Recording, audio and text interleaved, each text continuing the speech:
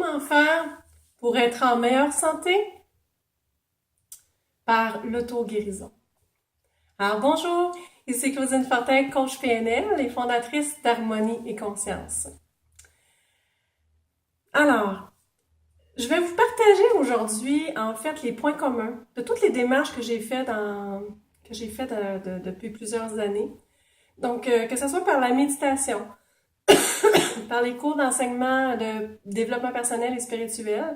J'ai fait ça par Diane Provencher et j'en profite pour dire leur nom et Paul Baudry.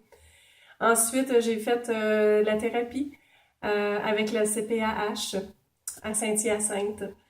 J'ai fait aussi la démarche avec le coach de vie, bien sûr, avec Annie Goyer. Ensuite, j'ai fait l'auto-guérison, par la clairvoyance, avec Jean-Pierre Lamarche.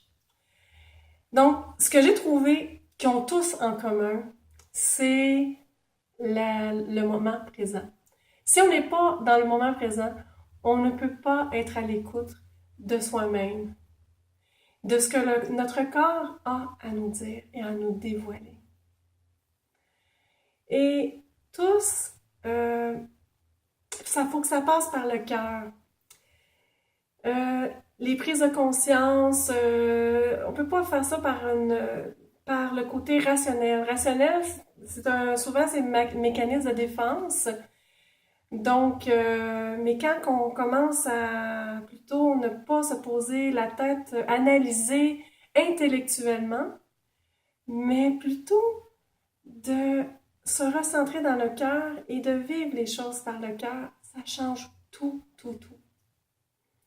Donc, c'est des points, des gros points en commun. Tous ont aussi à libérer une surcharge émotionnelle que l'on a à l'intérieur de soi. La PNL m'a beaucoup, au lieu de se promener à la surface, mais de trouver la cause profonde. La thérapie aussi fait ça, de trouver la cause. Mais c'est deux différentes façons de faire. Mais c'est aussi trouver la cause, la source. La méditation m'a apporté tellement d'apaisement dans mon corps, à mieux gérer le stress. J'en fais encore la méditation, c'est rendu un mode de vie, j'en fais tous les jours, je peux plus m'en passer. Lorsque je veux faire l'auto-guérison avec moi-même, avec les années, premièrement, je suis en meilleure santé. Je m'imagine un vaisseau luminaire qui peut partir soit par la tête, par le coronal et descendre jusqu'au cœur et se promener partout, se propager dans mes veines, dans mes jambes, dans mes articulations et partout.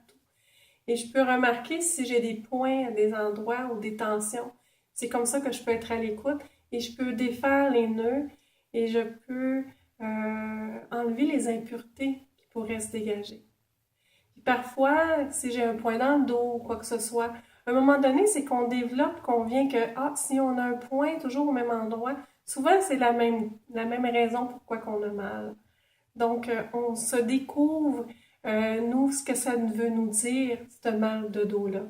Si on a mal à la gorge, on a un mot, j'aime pas dire le mot mal, mais si on a de la difficulté plus avec, moins de facilité avec la gorge, c'est la même chose, je peux faire ça.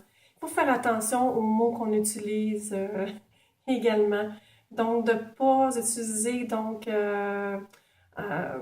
malade ou je suis fatiguée, mais plutôt je suis moins reposée ou je suis moins en forme. Parce que quand on les enlève, il y a toujours le mot forme, il y a toujours le mot santé ou reposer.